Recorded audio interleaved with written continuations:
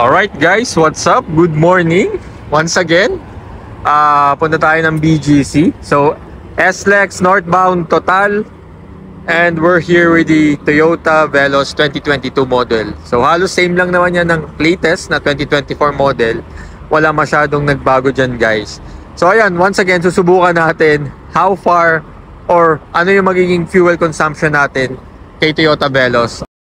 Okay, so at this point, it's about 38 kilometers to 40 kilometers papunta doon sa BGC. So, maabot siya ng 40 due to, depende sa parking lot na mapupuntahan natin. Pero yun, subukan natin how much will be the average fuel cost because nung naka-Toyota Wigo tayo, it's 22.2 kilometers per liter.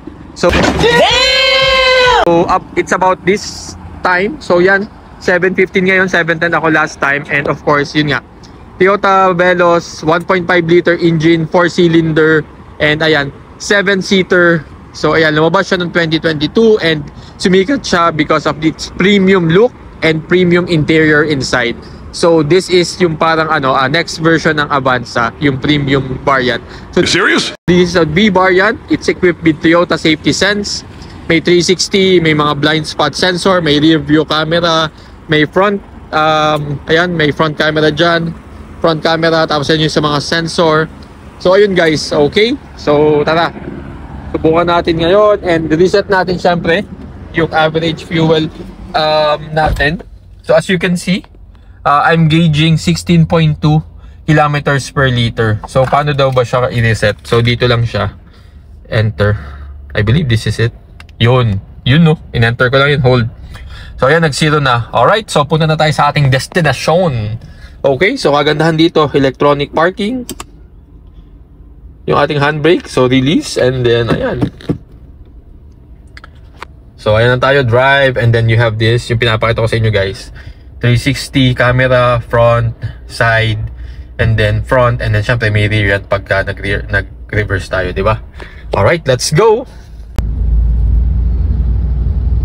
Okay, so we are nearing Bicutan exit. And ayan guys, so 20.3 kil. Alright guys, so na traffic tayo. Malapit na tayo dito sa Bicutan exit. So ito yung nagpapakos ng traffic dito sa expressway, yung Bicutan exit. And right now, averaging tayo 20.3 kilometers per liter. So yan. So hopefully when we get to C5 traffic din dyan, and let's see kung ano magiging behavior ng road. It's 7:43.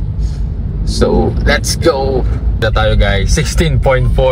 So bumaba yung score natin because it's super traffic. So simula sukat guys. So yun guys, pag traffic, ang agad na dito sa Veloz, meron siyang hold function. Sana all. Just have to press it and then mag-indicator dyan if I release my foot. So ayan, so it's not moving, and then if magmo-move, tatapakan ko lang yung gas, mawawala yung orange, and then yung green nandiyan pa rin. So that means if I try to move a little, and then if I press, so yan, naka-hold na siya automatic. So hindi ko na siya kailangan ulit pinutin. Alright, so let's get here. Okay, ang daming sumisingit ang mga motor. So yan, nakagandahan dyan guys. So ayan, kita mo siya, you got that view. Alright, so you know guys, grabe, kitang-kita mo siya yung mga nangyayari. Sige, pasok lang kayo kuya. So yan. Alright, so one of the things that I really like about the Veloz, kasi itong BIOS na to ayaw sumingit. Alright guys, so ayan, 15.0 kilometers per liter yung ating naging consumption. Okay, so once again guys, pinapakita ko dito yung summary. 15 kilometers, 40 trip distance, 60 pesos yung cost ng fuel, 2.67 liters yung nagastos ko, and about 160.2 centavos lang pesos ang akin nagastos. Okay? So yun nga guys, mas mahal pa rin yung toll. Pero solo lang kasi ako yung nakasakay. But if mabigat tayo, may mas sakay ako more passenger, there could be a difference. Okay? Since this is a 7-seater, but once again, pinakita ko sa inyo, ako lang yung sakay, and then yeah, swabe-swabe pa rin. Mas mahal pa yung tinol natin. Okay? So once again guys, if you want to see more Veloz experience and about insights dito sa pinakita ko yung mga features, once again, subscribe and follow me for more. Bye!